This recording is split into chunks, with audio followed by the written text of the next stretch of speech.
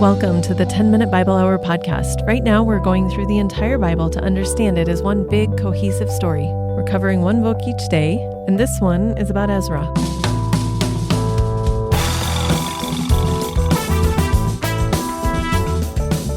Hey, my friends, it's Matt. Thanks for hanging out with me and talking about the book of Ezra today, which is a sneaky, relatable book. It shouldn't be relatable. On paper, this book should be so foreign. It's a political thriller that looks like it's just a bunch of bureaucratic tension where the main narrative thrust of the story is, will the heroes find the proper requisition forms and fill them out before end of workday on Friday and get it in front of the right bureaucrat, middle management type who will be sympathetic when he finds that form and approve it, or will they not? Sounds boring, right? Sounds not relatable unless you're in that world and that line of work. But it is relatable because it's actually the story of a bunch of people realizing they had something beautiful and they wrecked it. And then they get sad about the fact that they wrecked it. And then they're faced with a choice that we're all faced with when we wreck something beautiful and realize it. And that is, do I, one, keep my pride, blame other people, and just wallow in self-pity and dream about what might have been forever?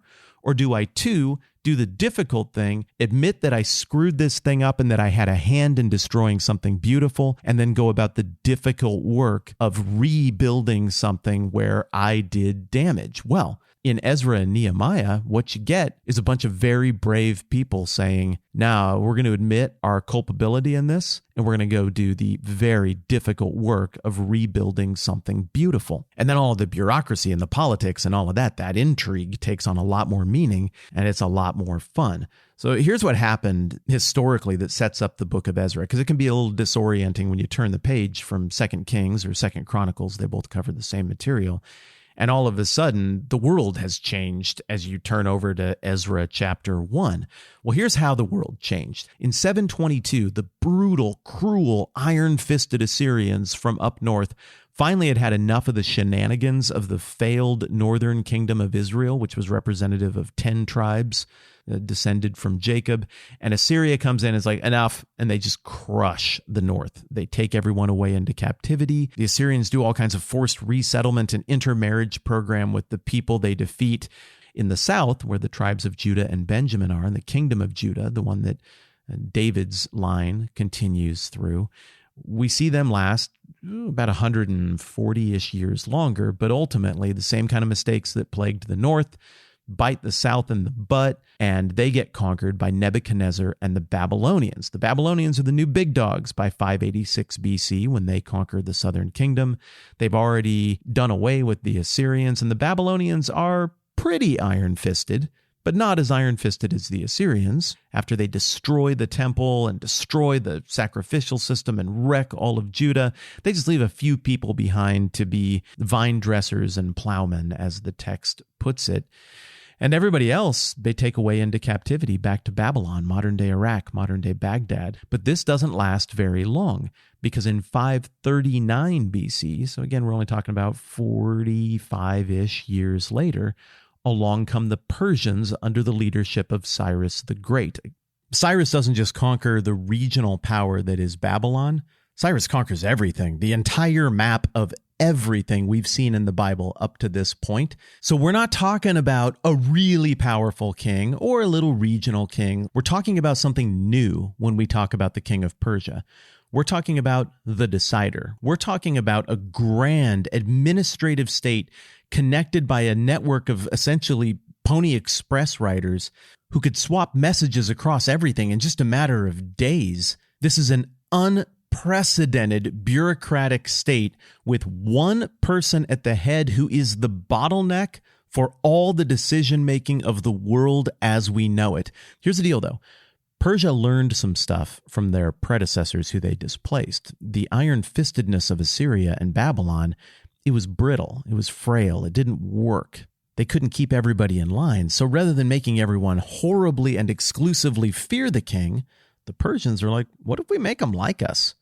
What if we give them some adult responsibility and treat them like they know how to handle their own business and honor and respect their gods and their beliefs?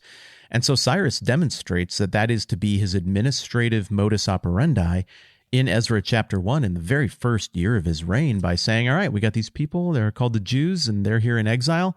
Yeah, they should be allowed to go home. And their religion is such that they need to worship in this temple. Well, then they should be allowed to rebuild that temple, and they should be allowed to resume worship.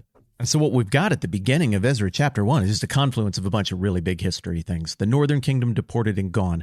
The southern kingdom of Judah in exile in Babylon. But along comes this liberator from the east, a man who was prophesied in advance by name by Isaiah the prophet. This guy shows up and he does exactly what he's supposed to do. He takes a situation that seemed like it would never change. This exile is going to be forever. And he flips it on its head. And all of a sudden, there's another chance. The tiny glimmer of hope that is all we were left with at the end of 2 Kings and at the end of 2 Chronicles has suddenly blossomed into something that gives us real reason for hope. So immediately, at the beginning of Ezra, the exiles rally behind a guy named Zerubbabel, who is a direct descendant of David. And if there was still a kingdom in Judah, he would be sitting on the throne in Jerusalem at this point. Now, he's not going to be a king, but he is going to be the one to lead the exiles back and rebuild the temple. And that's what he does. In chapter 3, he rebuilds the altar and they start sacrificing on that again.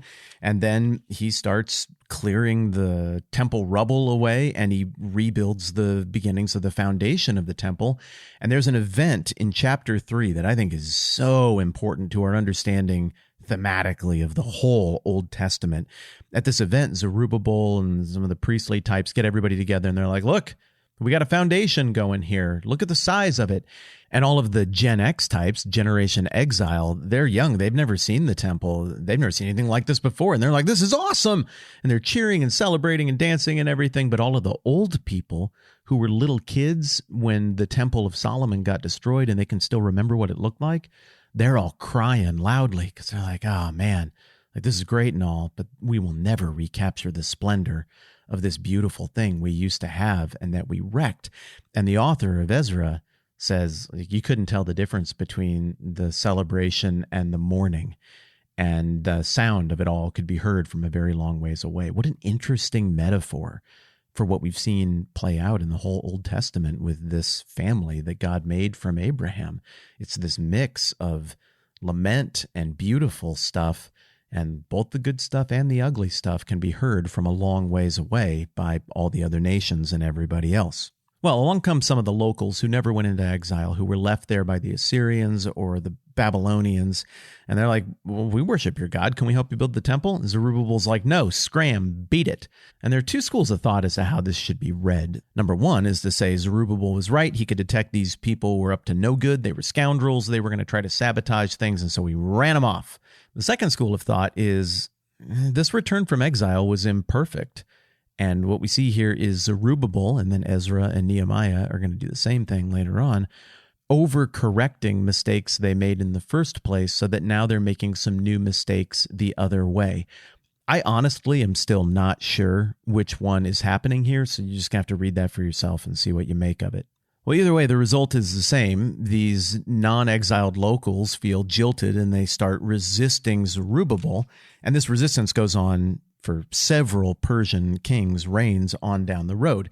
Well, in the midst of this work kind of grinding to a halt, in the midst of these bureaucratic complaints and delays, Cyrus the Great dies. So he's the champion of this project, and now he's out of the picture, his head stuffed in a bag full of wine by the queen of the Massagetae way up north. Well, what's his successor going to do? Well, his kids bungle the transition, Cambyses and another kid named Bardia, and the next great king to come out of all of this is not a descendant of Cyrus at all. It's a man named Darius.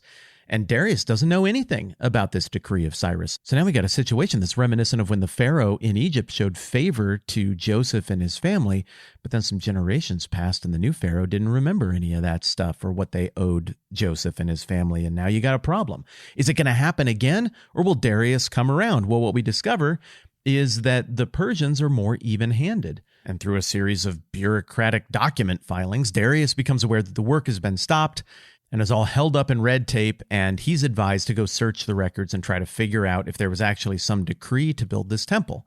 So he goes and he looks, and he finds it, but it's still binding because it was issued by Cyrus, And the word of a king of Persia, the king of kings, is binding from generation to generation. So Darius is not only like, yeah, resume the work, but here's a bunch more money and resources. What do you need? And things get rolling again. And then the temple is finished. And we have a big dedication ceremony, not really nearly as big as the one we had when Solomon dedicated it.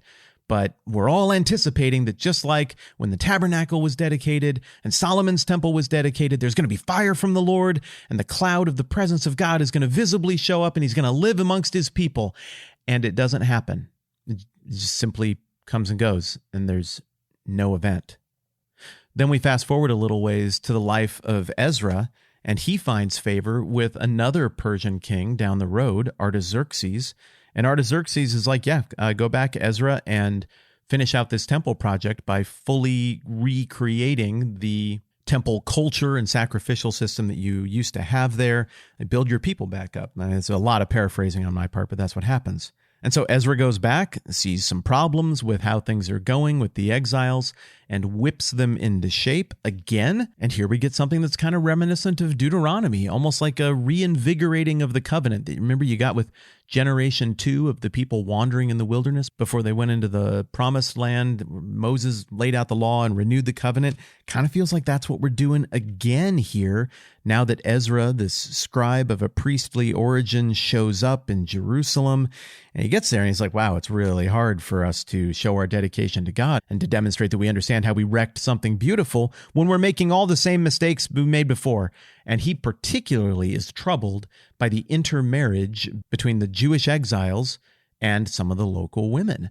And so he gets everybody together and has a big meeting. Is like, this is sin. You need to call it sin. And you need to put away all of these wives. You need to cast them out and dissolve these marriages. Some people look at Ezra's behavior in the second half of the book of Ezra, and they're like, yeah, that's what needed to happen. Like, purge everything that was going wrong. And only then could you have any hope of getting things back on track, because that intermarriage and that getting too cozy with foreign gods and ideologies, that's what wrecked the kingdom in the past. You can't make that mistake again. Other people would look at it and be like, oh, this might have been an odd, even bitter overcorrection that demonstrates that now we're into a new phase of God's own people sort of understanding God, but not totally understanding what God wants. Again, I'm not 100% sure on how I read it yet, and I'm going to reserve the right to keep thinking about that. I'll let you read it and make of it what you will. What I do know is this. With the artificial division between Ezra and Nehemiah, we get just a clunky, bummer, weird, letdown ending to the book of Ezra. You ready for the last verse of Ezra? Get ready. This is a story about fixing something beautiful that you broke and moving forward with courage and admission of fault. This is the last sentence in this inspiring book. Ready? All these had married foreign women, and some of the women had even borne children. The end. It feels very hollow coming on the heels of everything we've read. But in fairness, let's try to reserve judgment here until we've read the second half of the book, remembering that Ezra and Nehemiah is one book assembled by the same person. So let's see how this thing rounds out now that Nehemiah comes into focus as the main character next time around. When you think of Ezra, think of rebuilding a newer, smaller temple at the behest of a great Persian king. And think of the zealous purging of certain cultural and marital practices that were going on with the exiles at that time. If you don't have time to read the whole book, make sure to catch the second half of chapter 3, which is the dedication, if you will, of the foundation and that mixed response to it. And make sure to catch the second half of chapter 6, which is the less than eventful dedication of the completed temple. And with that, let us congratulate each other on unlocking the Ezra achievement. We have leveled up. There's so much more here, and it kills me not to get all the way into the rest of it, but hopefully we can pick up some of it in Nehemiah next time around. All right, I'm Matt. This is the 10-Minute Bible Hour podcast. Let's do this again soon. This podcast is supported by many of you at patreon.com/the TMBH podcast. We're grateful because it supports our family.